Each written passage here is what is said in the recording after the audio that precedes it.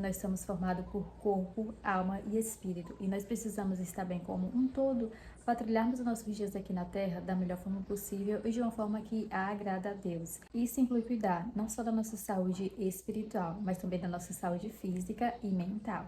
Olá mulheres, eu me chamo Aline Bernardo, seja muito bem-vinda ao meu canal. No vídeo de hoje a gente vai estar falando sobre saúde mental. Eu não sou nenhuma profissional da área, não sou psicóloga, mas esse é um assunto que passou a ser do meu interesse há mais ou menos um ano, quando eu passei pela perda gestacional. No dia do meu parto e no primeiro dia pós-parto, eu tive a presença de uma psicóloga e eu vejo que fez muita diferença a presença dela naquele momento. Dado todas as complicações que eu passei e as orientações que ela me deu, eu levo até hoje, então é também um motivo de eu fazer o que eu faço nos vlogs, cuidar da minha casa, cuidar da minha saúde física, do meu corpo também. Foi também uma das formas que me ajudaram a vivenciar o período do luto. E ontem eu fui marcar alguns exames para o Samuel e no posto estava tendo uma palestra sobre saúde mental. Eu sabia já que tinha essa palestra, né, porque a agente de saúde que acompanha aqui a gente, ele já tinha compartilhado, mas eu não sabia que seria naquele mesmo período, então eu fiquei lá e ouvi também a palestra da psicóloga,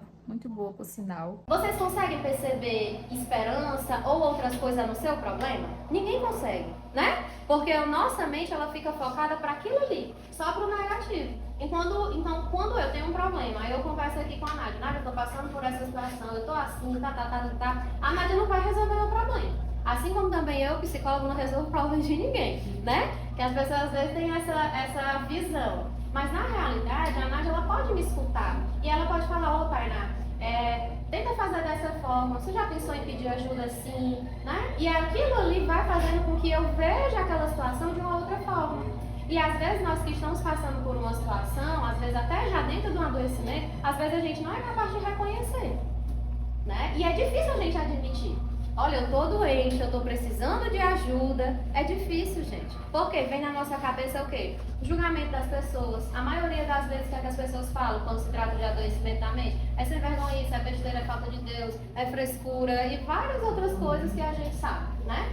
E aí eu sempre digo muito, olha, que você nunca esteja no lugar de uma pessoa que enfrenta, né, qualquer doença como os adoecimentos da mente. Porque assim, eu posso chegar lá no doutor Gabriel e dizer, ô doutor, tô sentindo uma dor daqui pra lá, tá. Aí o doutor Gabriel vai lá, passa um examezinho, passa um remédiozinho e tal, pronto. E quando é da mente? Que eu não sei nem explicar o que está acontecendo, tá tudo tão desorganizado, né? Isso é muito mais difícil, certo? Então assim, que a gente também possa não julgar a dor do outro, certo? Porque não nos cabe a esse. Né? Então hoje pode ser que ela tá falando aí, eu não passo por nada disso, que bom. Mas e se for você em um determinado momento da sua vida? Como é que você vai querer você vai querer ser acolhido? Você vai querer que as pessoas te enxerguem, te escutem, né? De que forma? Sendo uma pessoa que cresceu na igreja, eu sei que esse assunto, cuidado com o corpo e cuidado com a mente, não é muito abordado. Felizmente, hoje existem na internet psicólogos cristãos que falam mais sobre isso e desmistificam muitos mitos. Então, algumas doenças da mente, inclusive alguns períodos difíceis que nós passamos e ficamos ali mais debilitados emocionalmente, às vezes são até demonizados pelos próprios cristãos. Eu digo isso com propriedade porque eu passei pelo período do luto, então eu tive ao meu redor muitos cristãos e alguns nos ajudaram muito, mas as palavras de alguns, além de não nos ajudar, nos fizeram ficar mais mal ainda. E eu até entendo, porque essa parte emocional, essa parte da mente não é muito falada, então às vezes nem nós mesmos sabemos como lidar com pessoas que estão passando por problemas assim, porque nós não aprendemos sobre isso. Dado todo o processo que eu passei no ano passado, eu recebi algumas orientações da psicóloga e eu passei a colocar em prática. É claro que nos primeiros dias de luto foram os mais difíceis, teve muitos dias onde eu não queria fazer nada, eu ficava apenas deitada. Nesse processo foi muito importante a presença do meu esposo, porque quando ele foi melhorando, ele foi me incentivando a voltar à rotina, a gente mudar um pouco algumas coisas, para que a gente conseguisse seguir em frente, apesar de ainda, né, ser um pouco dolorido, a gente seguir da melhor forma possível, continuar vivendo. Eu me entendo como uma pessoa frágil emocionalmente, então quando acontece algo assim ruim, quando acontece algo delicado, aquilo me pega muito emocionalmente e isso acaba refletindo nas minhas atividades normais cotidianas. Então eu quero compartilhar nesse vídeo algumas coisas que eu tenho tentado fazer para cuidar bem da minha mente, dado todo o processo que eu vivi. E a primeira delas é reforçar a minha mente com aquilo que for bom. Não sei se você já assistiu aquele desenho onde o personagem tem que tomar uma atitude e de um lado fica um anjinho e do outro lado fica um diabinho e eles ficam ali numa guerra, ambos incentivando o personagem. E o anjinho sempre fala coisas boas para o personagem pensar de uma forma mais racional, pensar no próximo, e já o diabinho ele fica sussurrando ali no ouvido para pessoas seguir os próprios impulsos, para pensar coisas ruins sobre os outros. E eu confesso que muitas vezes eu meio que me vi nessa situação, porque eu sou uma pessoa controladora, eu tenho uma tendência a ser uma pessoa impulsiva, tanto que eu já tomei muitas atitudes ruins por conta disso. E isso foi uma das coisas que o Samuel me ensinou a refletir melhor sobre os meus próprios pensamentos. E durante o meu processo de luto, uma das passagens que o Senhor fez me lembrar está lá em Lamentação de Jeremias, capítulo 3, que diz assim: Lembro-me da minha aflição e do meu delírio, da minha amargura e do meu pesar. Lembro-me bem disso tudo, e a minha alma desfalece dentro de mim. Todavia, lembro-me também do que pode me dar esperança. Várias vezes eu li essa passagem para mim mesma, ficar reforçando para que eu me lembrasse das coisas boas, para que eu me lembrasse da fidelidade de Deus, da bondade de Deus, apesar de todo o processo difícil que nós estávamos vivendo. É realmente nutrir a minha mente com meus pensamentos bons, não me deixar consumir pelos meus sentimentos, pelos meus impulsos, apesar de eu ser uma pessoa muito inclinada a fazer isso. A segunda coisa que me ajudou, que está ligada à primeira, é filtrar o que tem me nutrido. Não sei se você já teve a experiência de sentar com pessoas e de você sair assim sobrecarregado de tantas coisas ruins que você ouviu, de tantas amarguras que as pessoas foram ali despejando, ou coisas ruins que elas sentiam sobre outras pessoas. Eu já vivi isso, de não conseguir dormir, de sair de um lugar assim sobrecarregada mentalmente mesmo, como se tivessem colocado fardos nas minhas costas, fardos que não eram meus, eram de outras pessoas. Mas de tanto ouvir e consumir aquilo, acabar me gerando uma sobrecarga mental. Eu não sou uma pessoa que eu consumo jornais, que eu consumo notícias, sites de fofoca, perfis, né, coisas assim.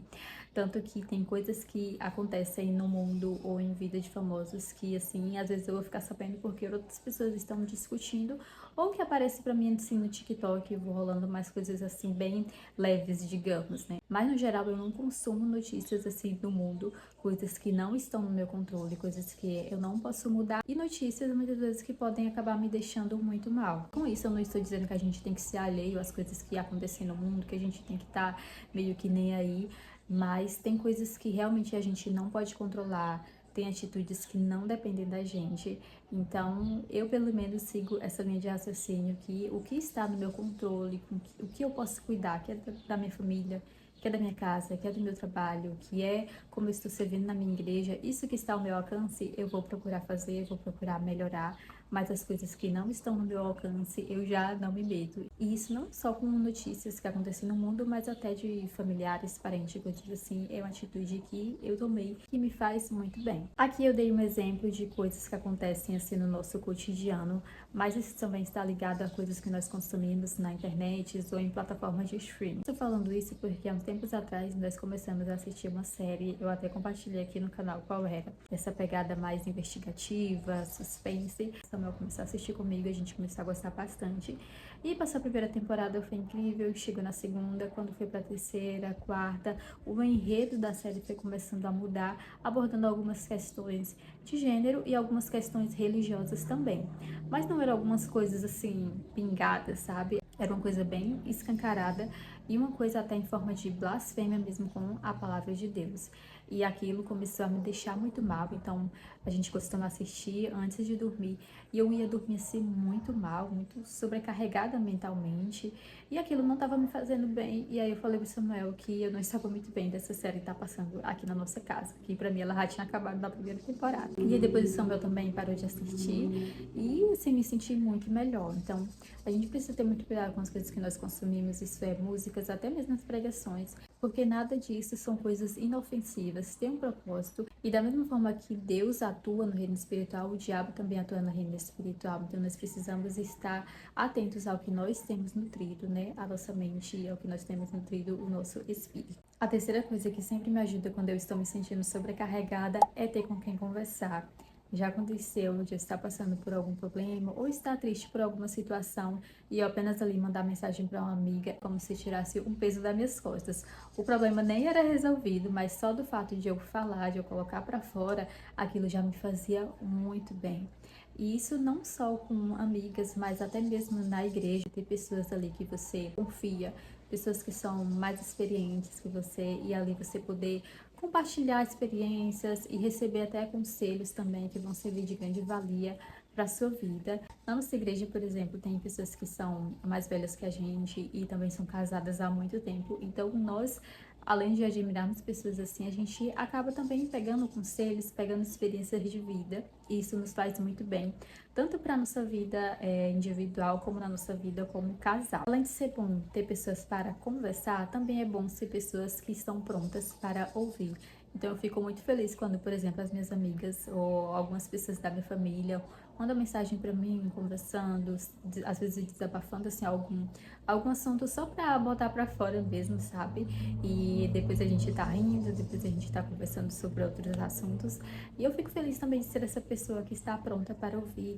Então, além de você querer pessoas que estão prontas para lhe ouvir, para lhe aconselhar quando você quiser um bom conselho, também seja uma pessoa pronta para ouvir. A quarta coisa é cuidar da minha saúde física. Já aconteceu de compartilhar algum momento ali da minha atividade física ou acordando cedo para ir caminhar e uma amiga responder lá no Instagram: nossa, eu queria ser como você, que gosta mesmo de fazer isso, porque eu não gosto.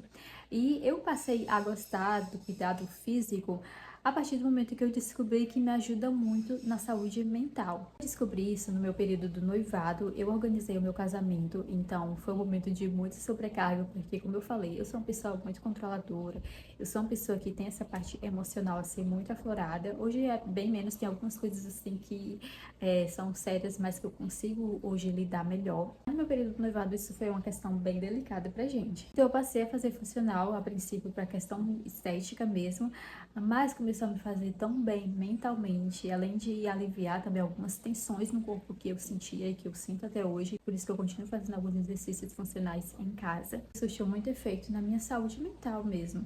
Então, ser uma pessoa mais leve, estar com o meu corpo também mais descansado e com o meu corpo também mais disposto para executar as atividades do dia. Isso me faz gostar de atividade física porque eu sei que eu vou fazer bem não só para o meu corpo, mas também para minha mente. Ter momentos de autocuidado como mulher também é muito importante. Eu sei que para mim pode ser um pouco fácil falar isso, porque né, eu não tenho filhos aqui, eu tenho uma rotina muito boa, e tem mulheres que têm, às vezes, mais de um filho, tem rotina de trabalho fora, e quando está em casa, né, às vezes tem que cuidar de criança, tem que cuidar da casa, e acabam, às vezes, se esquecendo de si mesmo. Porque, como eu falei, no meu período do luto, e até um período da gestação também, que foi de alto risco, eu não tinha vontade de me cuidar, eu apenas tomava banho, lavava meu cabelo e escovava os dentes, assim, o básico do básico, mas eu não tinha mais aquele ânimo de me arrumar. E foi uma coisa que eu precisei meio que me forçar a fazer para que eu estivesse bem.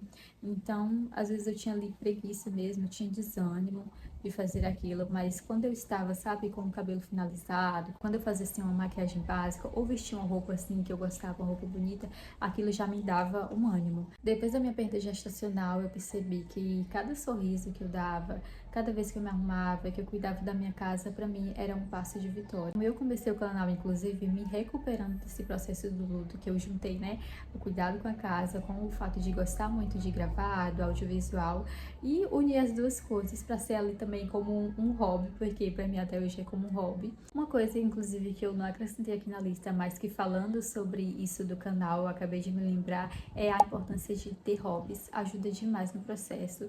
Quando nós estávamos vivendo ali o período do luto, nós estávamos na casa dos meus pais, o Samuel tinha falado que depois que a gente voltasse para casa e que eu estivesse assim me sentindo um pouco melhor, né? Até porque eu estava ali também com o corpo pós-parto. Ele falou da gente começar a caminhar, da gente começar a correr. Inicialmente ele foi comigo, hoje eu costumo fazer isso mais sozinha. mas foi uma coisa assim que mudou na nossa rotina, foi me despertando, me dando mais ânimo também. Então, talvez você, né, não tenha hobbies aí pela atividade física, mas você ter hobbies de fazer um artesanato, ou se você gosta de desenhar, colocar coisas novas na sua rotina, fazer uma caminhada, ir a uma praia. E se você precisar assim de um ânimo a mais para ir, é você convidar alguma amiga, seu sogro, sua mãe para fazer alguma atividade diferente com você. Então esse foi o vídeo de hoje. Como eu falei, eu não sou nenhuma profissional da área, eu estou compartilhando coisas que me ajudaram e que eu coloquei definitivamente na minha rotina. Eu espero que possa te ajudar de alguma forma. Se você conhece alguém que está passando por um período delicado emocionalmente, alguém que não está se recuperando, que já está no período delicado há muito tempo, não hesite em procurar ajuda, incentive essa pessoa também a buscar, a querer ajuda, incluindo ajuda psicológica. Tenha amigos também que possam te ajudar nesse processo. Se você é cristão, tem pessoas na sua congregação ali mais experientes, pessoas mais velhas, inclusive, para te ajudar. É sempre muito bom. Se você gostou desse vídeo, avalie clicando em gostei. Se você não for inscrito no meu canal, dá uma olhadinha nos vídeos que eu produzo aqui. Eu falo sobre rotina, organização, gravo vlogs e também falo de assuntos cristãos. Então, se você gostar e não for inscrita, considere se inscrever também para não perder os próximos vídeos. Deus abençoe vocês e até o próximo.